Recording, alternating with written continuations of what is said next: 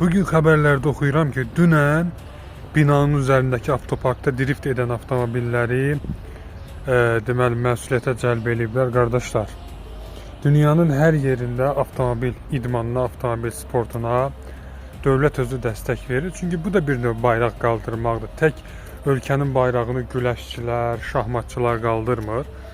Bu dəqiqə o həsrətlə baxdığımız, milyonlar xərclədiyimiz o Formula 1 yarışları var ha. O Formula 1-lərə, belə tipli beynəlxalq yarışlara da elə sürücülər, pilotlar asan yetişmir. Gərək təbliğat olmalıdır.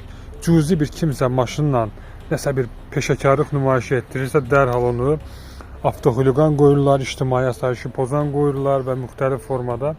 Təbii ki, bunda vətəndaşların da rolu az deyil. Məni düz başa düşün.